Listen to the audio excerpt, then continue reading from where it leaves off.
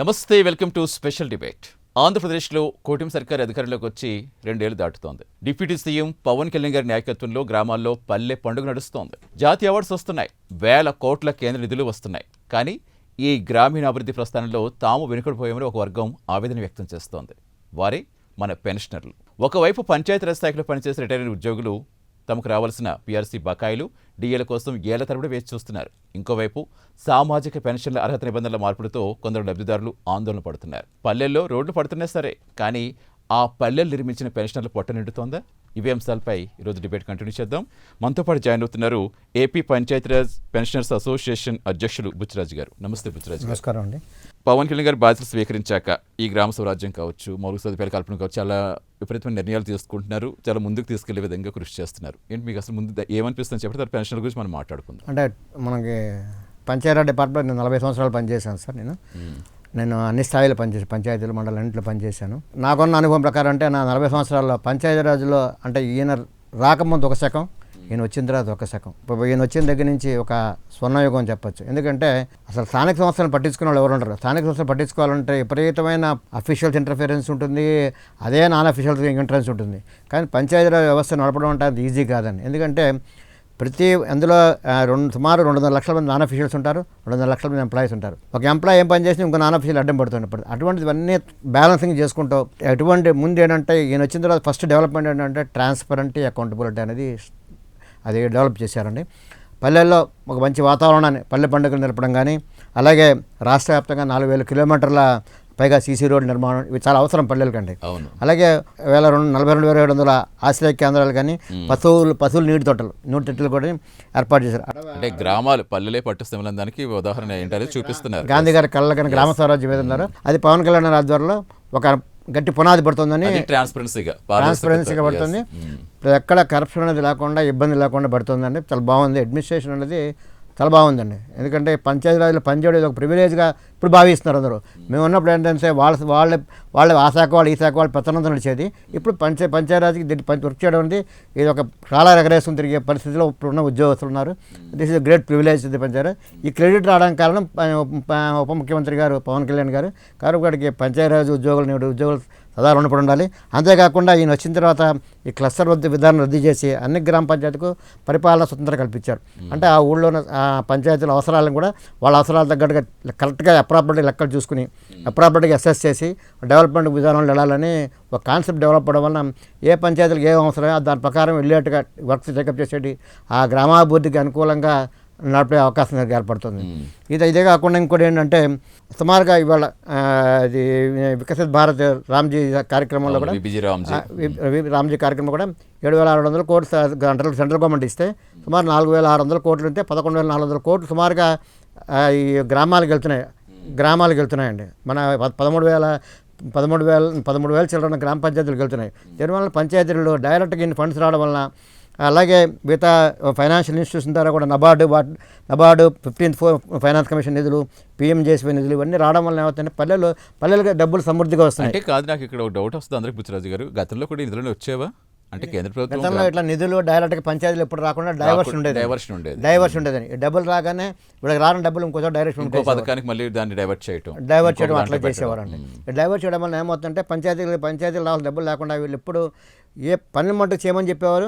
ఈ పనులకు పంచాయతీ సెక్రటరీ కానీ సర్పంచ్ కానీ అప్పులు చేసి కార్యక్రమం నిర్వహించాల్సి వచ్చేది. ఇప్పుడు ఆ పరిస్థితి లేకుండా వాళ్ళు ఈ ఫండ్స్ ఫ్లో వల్ల ఏమవుతుందంటే పంచాయతీలు కొంచెం సాలిడ్గా కన్సల్టేషన్ మీరు వర్క్ చేయొచ్చు, ప్రజలకి సేవలు అందించవచ్చు అని. వాళ్ళకి పూర్తి స్వేచ్ఛ ఉందనుకోవచ్చు. ఒకవేళ పూర్తి స్వేచ్ఛ ఇవ్వడానికి పాత లోపాలు ఏవైతే మీరు చెప్పినట్టు రూల్స్ అవన్నీ కూడా సరిదిద్దడానికి ఇది మంచి టైం అనుకోవచ్చు. ఆల్రెడీ మార్చి దిశగా ముందుకెళ్తున్నారు కాబట్టి ఇది ఏదైనా డెవలప్మెంట్ అయితే పవన్ కళ్యాణ్ ఆధ్వర్యంలో పంచాయతీ వ్యవస్థలు బలోపేతం అవ్వాలి.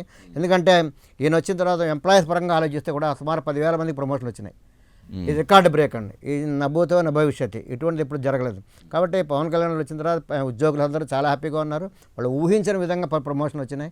ఆ ప్రతి సంవత్సరానికి ప్రమోషన్ వచ్చే, కొన్ని సంవత్సరం కాగానే ప్రమోషన్ వస్తుందేమో అని ఆస్పిరేషన్ ఉంది. ఇదివరకు 15-20 సంవత్సరాల వరకు ప్రమోషన్ వస్తుందో రాదో తెలియదు. అలాంటి 1 or 2 years కాగానే ప్రమోషన్ వచ్చే అవకాశం కల్పిస్తుంది, వాతావరణం కనిపిస్తుంది, ఒక ఆశ అనేది ఇప్పుడు అందరికీ కనిపిస్తుంది. కాబట్టి ఉద్యోగస్తులందరూ హ్యాపీగా ఉన్నారు. కాబట్టి ఈ రాష్ట్ర గ్రామ స్వరాజ్ అభియాన్లో దేశంలో ప్రథమ స్థానం సాధించడం జరిగింది మనం. అలాగే జాతీయ పంచాయతీరాజ్ సందర్భంగా రాష్ట్రానికి 5 జాతీయ పంచాయతీ అవార్డులు వచ్చినాయండి. కానీ ఇవన్నీ privilege, this all except Panchayati Raj అండి. గొప్ప ఏంటంటే ఒకప్పుడు ఎట్లా ఉంటుందంటే పంచాయతీల్లో ఏదైనా పని మొదలు పెడితే మండలంలో ఆపడం, మండలంలో అయితే జిల్లా పరిషత్లో ఆపడం అట్లా జరిగేది. ఇప్పుడు అటువంటి అక్కడి నుంచి డైరెక్ట్గా ఎక్కడైతే ఉందో అక్కడ పడిపోతున్నాయి. ఏ వ్యవస్థలో పనులు వాడు వ్యవస్థలో ఆ పనులు చేయాలని చాలా నిర్దేశంగా చాలా క్లియర్ కట్గా ఉండడం వలన, పొలిటికల్ ఇంటర్ఫియరెన్స్ కానీ అవకాశం కల్పించకపోవడం వలన గ్రామాలు పంచాయతీ సంస్థలు అభివృద్ధి చేసేలా చెందుతారు. వాళ్ళకు కొంచెం వెసులుబాటు వచ్చింది. వాళ్ళు ఎక్కడైనా ఏదైనా పని ఇప్పుడు ఇక్కడ పని కావాలి, కానీ పని కావాలంటే ఎంతో మంది రిక్వెస్ట్ చేయాల్సి వచ్చింది. అలా కాకుండా డైరెక్ట్ గా ఇప్పుడు వాళ్ళే కరెక్ట్ ఇది ఖర్చు పని ఇంపార్టెన్స్ ఉంది కాబట్టి ఆ ఇంపార్టెన్స్ తీర్చే విధంగా మీకంటూ అంటే మీరంటే మీన్స్ మీరంటే ఉద్యోగులకు ఒక అవకాశం లభించిందని చెప్పాలి. ఉద్యోగులకి స్వేచ్ఛగా నిర్ణయం తీసుకోవడానికి, సర్పంచ్ కలిసి నిర్ణయం తీసుకోవడానికి, ప్రజల అభివృద్ధిని దృష్టిలో పెట్టి చేయడానికి పూర్తి స్వేచ్ఛ ఉంది కాబట్టి ఇది అభివృద్ధి దిశగా సాగుతుంది. అంటే పారదర్శకంగా సాగుతుంది. ఎక్కడ కూడా జవాబుదారితనం కూడా ఉంటుంది. అంటే పారదర్శకత, జవాబుదారితనం ఎక్కడ ఉంటుందో డెఫినెట్గా వ్యవస్థ బాగుపడుతుంది. అది ఒక పథకం ప్రవేశపెట్టారంటే ఆ పథకం ఏ వ్యక్తిని ఉద్దేశించి పెట్టారో ఆ వ్యక్తి ఖాతాలోకి వెళ్ళినప్పుడే అది సక్సెస్ అయినట్టు. ఇప్పుడు గతంలో అంటే అక్కడ 100 రూపాయలు వస్తే చివరికి అక్కడికి ₹1 లేదని ఎప్పటి నుంచో ఆ సామెత నడుస్తుంది. ఇప్పుడు దానికి ఒక ఫుల్ స్టాప్ పడిన విధంగా మాత్రం నిజంగా కూడా చాలా బాగుంది. పంచాయతీ నేను అప్పుడు బాధపడుతుంటా, నేను తొందరగా రిటైర్ అయిపోయాను, ఈ పీరియడ్లో నేను పని చేయలేదని ఒక ఫీలింగ్ కూడా నాకు ఉంది. సరే ఏదైనా ఏనాటికైనా పంచాయతీలు ఈరోజు డెవలప్ అవుతున్నా సంతోషపడాలి. ఎందుకంటే 73 రాజ్యాంగ సవరణ ప్రకారం కూడా 29 అంశాల నుంచి నిధులు, విధులు, అధికారులు బదలాయింపు జరగాలి. అవి జరగట్లే. 11 శాఖలకు సంబంధించి జరిగినాయి. ఇంకా 18 శాఖల సంబంధించి జరగాలి. అది ఎప్పుడు జరుగుతుందో తెలియదు. కానీ ప్రస్తుతానికి మటుకు పంచాయతీరాజ్ ఒక అధికార వ్యవస్థలో మార్పు రావడం వలన కింద డెవలప్మెంట్ సైజ్ ఇంక్రీజ్ అవుతుంది, గ్రోత్ అవుతుంది. కాబట్టి ఇది హర్షించదగ్గ విషయం. కాబట్టి దానికి పవన్ కళ్యాణ్ గారికి మనం ఆంధ్రప్రదేశ్ గ్రామీణ ప్రజలందరూ రుణపడి ఉంటారని నేను ఆశిస్తున్నాను. కానీ ఈ వ్యవస్థలో కొన్ని మార్పులు చేయాల్సిన అవసరం ఉంది. చెప్దాం, వాటి గురించి కూడా మాట్లాడుకుందాం. అందుకంటే ముందు ఇప్పుడు మీరు పెన్షనర్స్కి అసోసియేషన్ ప్రెసిడెంట్గా ఉన్నారు కాబట్టి అసలు ఏంటి పల్లె పండుగ పేరుతో మరి కొన్ని కోట్లు ఖర్చు పెడుతున్నారు, గ్రామాలని స్వతంత్రంగా తీసుకువెళ్తున్నారు. అసలు ఏంటి పెన్షనర్స్ ఇబ్బందులు ఏంటి? ప్రభుత్వ ఉద్యోగులు ఎవరైనా పంచాయతీరాజ్లో పనిచేసిన ఎవరైనా ప్రభుత్వ ఉద్యోగులతో అందరూ కూడా రిటైర్ అయిన వాళ్ళు, వాళ్ళకి రావాల్సింది గ్రాట్యుటీ కానీ, కమిటేషన్ కానీ, ఎన్కాష్మెంట్ ఆఫ్ లీవ్ కానీ, అలాగే డిఏ రేట్స్ కానీ, పిఆర్సీ రేట్స్ కానీ ఇవన్నీ రావాల్సి ఉంటాయి. అలాగే అడిషనల్ క్వాంటమ్ ఆఫ్ పెన్షన్ గతంలో 2019లో ఉన్నది గత ప్రభుత్వంలో తగ్గించేశారు. 10% 7% చేశారు, 15% 12% చేశారు జగన్ గారి ప్రభుత్వంలో. అలాగే పెన్షన్ రావాల్సిన డిఏ ఏరియాస్ వాళ్ళే బకాయిలు ఏమి పట్ల అసలు ఎంత ఘోరం ఉందంటే అసలు ఉద్యోగస్తులు అనేది విలువ లేకుండా పరిస్థితి. 49 సంవత్సరాలు పనిచేసి సరిగ్గా వాడికి పిల్లలు పెళ్ళిళ్ళు చేయలేక, వైద్యానికి డబ్బులు అందక చాలా అవస్థలు పడుతున్నారు. జనరల్గా అందరు పెన్షన్స్ మాది కూడా ఈక్వలే. కానీ మేము అనేది ఏంటంటే మీరు పంచాయతీరాజ్ ఉద్యోగులకి శాఖకి ఇంత సేవ చేస్తున్నారు కాబట్టి మా పంచాయతీ ఉద్యోగులు ఇబ్బంది రాకుండా మాతో పాటు ఇతర శాఖల ఉద్యోగులు కూడా పెన్షన్ సంబంధ సమస్యలు మీరు పట్టించుకోవాలని ఆ విషయంలో మీరు చొరవ తీసుకుని ముఖ్యమంత్రి గారితో మాట్లాడి ముఖ్యంగా వెంటనే పిఆర్సీ కమిషన్ వేసి ఐఆర్ ప్రకటించాలని, అలాగే 2018 నుంచి రావాల్సిన డిఆర్ 20 ఏరియర్స్ ఉన్నాయి. 2024లో కూడా 20 ఏరియర్స్ ఈ ప్రభుత్వం వచ్చి ఇస్తానని కూడా ఇవ్వాలి. ఇప్పుడు ఏప్రిల్లో 10% ఇస్తా అన్నారు. తర్వాత అన్ని ఇన్స్టాల్మెంట్లు 30% ఇస్తా అన్నారు. అవి కూడా ఇవ్వలేదని. అంటే ఈ ప్రభుత్వం వచ్చిన ఉత్తర్వులు అమలు కాకపోతే ఈ ప్రభుత్వానికి అప్రదిష్ట. కాబట్టి ముఖ్యమంత్రి గారు మేము కోరేది ఏంటంటే, అయ్యా మీరు మాట నిలబెట్టుకోండి. మేనిఫెస్టోలో ఏం చెప్పారు? ఉద్యోగులకు సంబంధించి ఒక డైరెక్టరేట్ ఏర్పాటు చేస్తూ ఉన్నారు. మేనిఫెస్టోలో ఇచ్చారు. కానీ డైరెక్టరేట్ 2 ఏళ్ళైనా మీ పరిపాలన వచ్చి ఇప్పటిదాకా ఏర్పాటు చేయాలి. కాబట్టి ఈ విషయంలో ఏమంటే ఉప ముఖ్యమంత్రి గారిని అడిగేదంటే, అయ్యా మీరు ఇచ్చిన మేనిఫెస్టో అనేది కూటమి ప్రభుత్వాన్ని అందరికీ అడ్వర్స్ ఎఫెక్ట్ పడుతుంది. కాబట్టి ఆ మాట నిలబెట్టుకునే విధానంగా మీరు చేయాల్సిందంటే ఫస్ట్ పెన్షనర్స్ డైరెక్టరేట్ ఏర్పాటు చేయడానికి ఇమీడియట్గా చర్యలు తీసుకోవాలని, ఆ విషయంలో ముఖ్యమంత్రి గారితో మాట్లాడి ఇమీడియట్గా డైరెక్టరేట్ ఏర్పాటు చేసే చర్యలు తీసుకోవాలని కోరుతున్నాం. ఈ డైరెక్టరేట్ ఏర్పాటు ఏమవుతుందంటే పెన్షన్లకు సంబంధించిన, ఆరోగ్య సంబంధించిన విషయాలు, వాళ్ళకి రావాల్సిన బకాయిల గురించి విషయాలు, ఇతర విషయాలను కూడా ఒక్క డైరెక్టరేట్లో సంప్రదించడం సరిపోతుంది. ఇప్పుడు ఏమవుతుందంటే ఆరోగ్యానికి సంబంధించి వైద్య సేవ ట్రస్ట్కి వెళ్ళాల్సి వస్తుంది. మెడికల్ బిల్స్ రీసబ్మిట్ చేయాలంటే ఒక కన్సర్న్ వాళ్ళ శాఖలకు వెళ్ళాల్సి అక్కడి నుంచి రావాల్సి వస్తుంది. అంటే మీకు పెన్షన్ టైం పడుతుంది కానీ ఈ ఫెసిలిటీస్ అన్ని కూడా పెన్షన్ కూడా రావట్లేదు. మిగతా ఒక బెనిఫిట్ ఇప్పటిదాకా లేదండి. డిఏరేస్ మాకు డిఏరేస్ ఒక్కొక్క ఎంప్లాయీకి ఒక్కొక్క పెన్షనర్కి సుమారుగా 4-5 లక్షల పైన డబ్బులు రావాలండి. మరి ఈ ప్రభుత్వం మాట ఇచ్చింది మేము అందరికీ మేలు చేస్తామని. 2 సంవత్సరాలు అయినా ఇప్పటిదాకా మా పెన్షన్ రావాల్సిన బకాయిలు ఇప్పటిదాకా రాలే. జీతం ఒక్కటే ప్రతిసారి జీతం ఇస్తున్నాం, ఒకటో ధర జీతం వచ్చారు. అలా అన్నాళ్ళు ఆగగలరండి? అవును, ఈ బకాయిలన్నీ కూడా పెండింగ్ అయిపోతున్నాయి కదా, బకాయిలు అయిపోతాయి కదా. మరి అందుకని ఏమంటే ఉప ముఖ్యమంత్రి గారు ఎందుకు కల్పించుకోమని అంటున్నాం అంటే సార్ కమిటెడ్గా ఉంటాడు కాబట్టి. కలిసి ఇచ్చారా వినతిపత్రం ఇచ్చారా? వినతిపత్రం కూడా ఇచ్చామండి. ఇంకా వినతిపత్రం కూడా ఇచ్చామండి. నన్ను కూడా పోస్ట్ చేసాము ముఖ్యమంత్రిగా 4-5 సార్లు ఇచ్చామండి. అలాగే చీఫ్ సెక్రటరీ కూడా మొన్న కూడా 29 తారీఖు ఇచ్చి వచ్చానండి. ఇవన్నీ మా రిప్రజెంటేషన్ ఎటుపోతున్నాయి మాకు అర్థం కావట్లేదు. ఎంత బాధాకరమైన విషయం అంటే ఈ ప్రభుత్వం సాధారణ ప్రభుత్వ ఉద్యోగులు ఉంటారు కదా, ఇప్పుడు వాళ్ళకి మీకు కలిపే ఉంటుందా? ఉద్యోగులకి, ప్రభుత్వ ఉద్యోగులకి, పెన్షన్కి కలిపి మొత్తం 8 లక్షలు ఉందండి. వీళ్ళందరికీ కూడా ఎవరికి ఏం రావట్లే. వాళ్ళకి కూడా పెండింగ్స్ అన్ని ఉండిపోయాయి. ఇలా వాళ్ళకి ఉండిపోయినాయి. వాళ్ళకి ఇంకా వాళ్ళకి వర్కింగ్లో వాళ్ళకి సరెండర్ లీవ్లు అవి రావాలి, అవి ఇవ్వట్లేదండి. ఆ సరెండర్ లీవ్లు అవి కూడా ఇవ్వట్లే. ఏం చెప్తున్నారు మరి మీరు? ప్రభుత్వం అంటే ఇస్తూ ఉంటారు కానీ ఫైనాన్స్ మినిస్టర్ గారు మాట్లాడరు, ముఖ్యమంత్రి గారు మాట్లాడరు, ప్రధాన కార్యదర్శి గారు మాట్లాడారు, సైలెంట్ వినూరుకుంటారు. ఆఖరి ఇంటెలిజెన్స్ రిపోర్ట్లు కూడా ఉద్యోగులు ఆవేంతో ఉన్నారు, ప్రభుత్వానికి ఇబ్బందికరంగా ఉంటుంది, వెంటనే కన్సిడర్ చేయమని ఇంటెలిజెన్స్ రిపోర్ట్లు కూడా ఉన్నాయి. అయినా ప్రభుత్వం పట్టించుకోవట్లేదంటే మరి ఎక్కడ లోపం ఉందో అర్థం కావట్లేదు. అందుకే మేము కోరేదంటే ఉప ముఖ్యమంత్రి గారు స్ట్రైట్ ఫార్వర్డ్ కమిటెడ్గా ఉంటారు కాబట్టి, అయ్యా మేము మమ్మల్ని కోరేది ఏంటంటే మీరు ఇంటర్ఫేర్ అయ్యి పెన్షన్కి సంబంధించి ముఖ్యంగా పిఆర్సీ వెంటనే వేయాలని, అలాగే ఐఆర్ ప్రకటించాలని, వాళ్ళకి రావాల్సిన డిఆర్ ఏరియాస్ అన్నీ కూడా ఇమీడియట్గా రావాలని. మీరు కమిటేషన్, గ్రాట్యుటీ ఇవి రాకపోతే పిల్లల పెళ్ళిళ్ళు ఆగిపోతాయి, ఊళ్ళో ఇల్లు కట్టుకునే పరిస్థితి ఉంటుంది. ముఖ్యంగా మీరు ఇచ్చేది మేము అడిగేదంటే హెల్త్ ఇన్సూరెన్స్ కార్డు, గవర్నమెంట్ ఏదైతే హెల్త్ కార్డు ఇచ్చారో అవి 2 లక్షల రూపాయలు ఎక్కడా పనిచేయట్లే. అవి ఎందుకు పనికిరానుగా ఉన్నాయి, వేస్ట్గా ఉన్నాయి. మా దగ్గర సబ్స్క్రిప్షన్ తీసుకుంటున్నారు కానీ ఆ కార్డులు పనిచేయట్లే. అందుకు మేము ఏమడుతున్నాం అంటే మాకు 5 lakhs హెల్త్ ఇన్సూరెన్స్కి ఇప్పించండి. మీరు డబ్బులు మాకు ఇవ్వకపోయిన పర్ల ఆ ఇన్సూరెన్స్ కంపెనీ వాళ్ళతో మీరు టైప్ పెట్టుకోండి, మేము కార్డు మాకు ఇస్తే కార్డు వాళ్ళతో మాట్లాడి మేము వాళ్ళ ఆపరేషన్ ఇమీడియట్గా మెడికల్ అటెండెన్స్ అవుతాం. ఇవాళ పెన్షన్ వచ్చి పెన్షన్ జనరల్గా ఉంటాయి కదండి వీటి, మరి ఆరోగ్యశ్రీ ఉంటాయి కదా. ఆరోగ్యశ్రీ అంటే మీన్స్ ఆరోగ్యశ్రీ కాదు, ఇప్పుడు కావచ్చు, వేరే వాళ్ళకి కావచ్చు, వేరే ఇంకా బెనిఫిట్స్ యాడ్ చేసి ఇస్తూ ఉంటారు కదా. సరే, ఎంప్లాయీస్ హెల్త్ స్కీమ్ కింద డాక్టర్ ఎన్టీఆర్ వైఎస్ సేవ ట్రస్ట్లో ఈహెచ్ఎస్ స్కీమ్ ఒకటి ఉంది, ఎంప్లాయీస్ హెల్త్ స్కీమ్ అని. దాని కింద హెల్త్ కార్డులు ఇష్యూ చేశారు. ఈ హెల్త్ కార్డులని 2 lakhs వరకు పర్మిషన్ అండి. ఓకే, దాని 5 lakhs. 2 lakhs అది మేము 5 lakhs వాళ్ళు చేయలేరు. ఎందుకు చేయలేరు అంటే డబ్బులు అని నెట్వర్క్ హాస్పిటల్లో డబ్బులు ఇవ్వకపోతే వీళ్ళు ట్రీట్మెంట్ ఇవ్వట్లే. అక్కడ కార్డులు ఎక్కడ పనిచేయట్లేదు. నెట్వర్క్ హాస్పిటల్ వాళ్ళు ఎక్కడ కూడా కార్డులు యాక్సెప్ట్ చేయట్లే. దానివల్ల ప్రభుత్వం 2 లక్షలు ఇస్తున్నట్టు పేరు ఉంటుంది కానీ ఎక్కడ ఉపయోగపడలేదు. ఎక్కడ మనం వెళ్తుంటే మాత్రం అక్కడ నుంచి రెస్పాన్స్ ఏ హాస్పిటల్ వాళ్ళు మాకు డబ్బులు ఇవ్వట్లేదు, మీరు చేయమంటున్నారు. మరి మనం కస్టమర్కి వెళ్ళి కదా ఫోన్ చేస్తుంటే వాళ్ళు ఈ హాస్పిటల్కి వెళ్ళని చెప్తూ ఉంటారు. మరి అక్కడ వర్క్ అవునప్పుడు ఇంకెందుకు సార్? ఎక్కడికి వెళ్ళినా అవ్వదు సార్, ఎక్కడికి వెళ్ళినా అవ్వదు. మోర్ ఓవర్ ఇంకోటి అంటే ఇప్పుడు గవర్నమెంట్ కుదుర్చుకున్న ఈ ప్యాకేజీలు ఉంటాయి సార్, ఇవన్నీ ఎప్పుడో పురాతనమైందండి. ఇప్పుడన్నా లేటెస్ట్ టెక్నాలజీ, లేటెస్ట్ వైద్యం వచ్చేసింది. వచ్చేసిన తర్వాత ఎక్కడ మ్యాచ్ అవ్వట్లేదు. ఇప్పుడు చిన్న ఎగ్జాంపుల్ అంటే ఇంప్లాంట్ చేయించుకోవాలి. మామూలుగా పళ్ళు డెంటల్ హాస్పిటల్కి వెళ్తే, గవర్నమెంట్ ఈహెచ్ఎస్ డెంటల్ హాస్పిటల్కి వెళ్తే వాళ్ళు ఏమంటే ఇంప్లాంట్ చేసుకోవాలంటున్నారు, కానీ గవర్నమెంట్ ప్యాకేజీలో ఇంప్లాంట్ లేదు. ఓకే, వాళ్ళు ఓన్లీ అప్పుడు పాత ఉంటే పాత దాంట్లో అది రూట్ కెనాల్ క్లీనింగ్ అవి చేస్తామని తప్ప ఇంకేం చేయట్లేదు. ఇలాంటివి ఉంటాయి కదా, పనికి పడ్డం తప్ప ఏం చేయట్లేదు. లేటెస్ట్ టెక్నాలజీకి అవకాశం ఉండట్లేదు. కాబట్టి ప్రభుత్వాన్ని ఏమంటే మీరు ప్యాకేజీలు మార్చండి. 100 ప్యాకేజీలు పెట్టడం కంటే 10 ప్యాకేజీలను యూస్ఫుల్ పెట్టండి. ప్లస్ మీరు లేటెస్ట్ ప్యాకేజ్ చేయండి. హెల్త్ ఇన్సూరెన్స్ కూడా 5 lakhs దాకా ఇవ్వండి. చేస్తే అప్పుడు ఏమవుతుందంటే మాకు మీరు పెట్టిన పథకం యొక్క ఆ ఉద్దేశం నిలబడుతుంది. డెఫినెట్గా ఆరోగ్యానికి సంబంధించి చాలా హై ప్రయారిటీ ఇస్తామని చెప్తుంది, కానీ మీరు అన్నట్టుగా టెక్నాలజీకి అనుగుణంగా మార్పులు లేవు.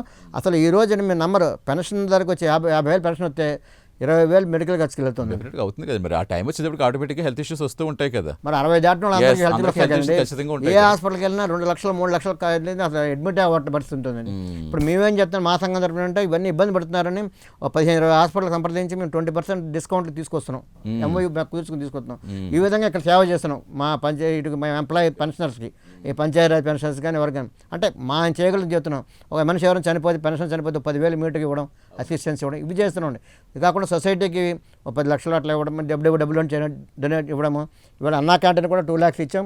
అలాగే పెన్షనర్స్ సంఘాల తరపున అంటే మా ఇక్కడ హైదరాబాద్ సెటిల్ ఇక్కడ ఇచ్చాము, అక్కడ ఇచ్చాము. ఏదైనా పెన్షనర్స్ అనేవాళ్ళు భారీ మనసుతోనే ఉన్నారు, కానీ వాళ్ళకి రావాల్సిన డబ్బులు వస్తేనే ప్రభుత్వం గురించి మంచిగా చెప్తారు. కాబట్టి ప్రభుత్వం ఏంటంటే మేము కోరుకున్న ప్రభుత్వం ఇది. అందరూ సేవ చేశారు కాబట్టి సేవ చేస్తారు కదా. 40 ఏళ్ళు పని చేసిన వాళ్ళకి మీరు రికగ్నైజ్ చేయకపోతే ఎట్టకండి. ఇప్పుడు వాడు ఏ పని చేసుకోలేడు, 80% ఏమి చేసుకోలేడు. అందుకు మేమన్నానంటే మేము లెక్కేసిన 15 డిమాండ్లు ఉన్నాయండి. ఇందులో ఈ 15 డిమాండ్లో ప్రభుత్వం చూడండి, ఇప్పుడు మేము చెప్తా ఉండండి. ప్రధానమైన డిమాండ్లు సార్ ఇక్కడ మెయిన్ అంటే పిఆర్సీ ఇమీడియట్గా, పిఆర్సీ కమిషన్ ఇమీడియట్గా ఇవ్వాలి సార్. డిఆర్ ఏరియాస్ ఇవ్వాలి సార్. అలాగే 12 పిఆర్సీ అమలు వరకు ఇంటీరియం రిలీఫ్ ఒకటి ఇవ్వాలి. ఈ కొత్త పిఆర్సీ వేసి ఇంటీరియం రిలీఫ్ ఇవ్వాలి సార్. అలాగే ఈ ఇక్కడ 5 to 5 lakhs అడిగాము, 10 lakhs కూడా కొన్ని అడుగుతుంది. కొన్ని రాష్ట్రాలు 10 లక్షలు ఉన్నాయి. ఇప్పుడు తెలంగాణ రాష్ట్రంలో అన్లిమిటెడ్గా పెడుతున్నారు. అన్లిమిటెడ్ ఇవి ఎంత, ఇది ఎంత ఇక్కడ మీ పక్కన తెలుగు రాష్ట్రంలో ఇంత వ్యత్యాసం ఉంటే ఇదే ఇక్కడ 2 లక్షల దగ్గర ఆగిపోయింది. అక్కడ అప్డేట్ చేయలేదు వాళ్ళు, అప్డేట్ చేయలేదు. అది అక్కడ కంటిన్యూ అవుతుంది. అక్కడ 2 లక్షలతోనే ఆగిపోయిందండి. అదే నేను అంటున్నాను. దాన్ని అప్డేట్ చేయలేదు, చేయాలి ఖచ్చితంగా. అప్డేట్ చేయలేదండి. చేయాలి, మీరు అన్నట్టుగా టెక్నాలజీకి అనుగుణంగా ప్యాకేజెస్ మార్చాలి. ఇప్పుడు 10 ఏళ్ల క్రితం పెట్టిన 2 లక్షల రూపాయలు ఈ రోజు కాస్ట్ ఆఫ్ లివింగ్ ఎక్కడ మ్యాచ్ అవుతుందండి? ఎక్కడ మ్యాచ్ అవుతుందండి. అలాగే రీయింబర్స్మెంట్ వచ్చి మెడికల్ రీయింబర్స్మెంట్ సిస్టమ్ వచ్చేసరికి ఏమవుతుందంటే, ఎక్కడన్నా శ్రీకాకుళం పనిచేసి రిటైర్ అయిపోతే మళ్ళీ బిల్స్ అక్కడ నుంచి కలెక్టరేట్ రావడం, కలెక్టరేట్ సీసీఏ వాళ్ళ CCL హెచ్ఓడికి రావడం, అక్కడ నుంచి EHSకి వచ్చి ఇక్కడ స్క్రూటినీ చేసి మళ్ళీ ఆ కన్సర్న్ హెచ్ఓడికి వెళ్ళి మళ్ళీ అక్కడ కింద జైలు MROకి వెళ్ళి బిల్ వేయాల్సి వస్తుంది. ఇప్పుడు ఏమంటున్నాం అంటే, మేము అలా కాదు, మీరు అప్డేట్ చేసేసుకున్నారు కాబట్టి డైరెక్ట్గా హాస్పిటల్లోంచి బిల్స్ అప్లోడ్ చేస్తే EHSకి వెళ్ళిపోతాయి. EHS వాళ్ళ బ్యాక్ ఎండ్లోనే వాళ్ళ కన్సర్న్ డిపార్ట్మెంట్ వాళ్ళతో మాట్లాడుకుని ట్రెజరీకి బిల్లు వచ్చేటట్టుగా. అది మేము రిక్వెస్ట్ చేసామండి. అది గవర్నమెంట్ యాక్టివ్ కన్సల్టేషన్లో ఉంది. చేస్తూ ఉంటాను, ఇప్పుడు వస్తుంది చెప్పట్లే. గత 2-3 నెలల బట్టి ఇవాళ ఇస్తుంది రేపు వస్తుంది అంటున్నారు, కానీ ఇప్పుడు ఇంకా రావట్లే. బట్ ఫైనల్గా ఎట్లా చేయాలనేది కంక్లూజన్ మీద వచ్చేసారు.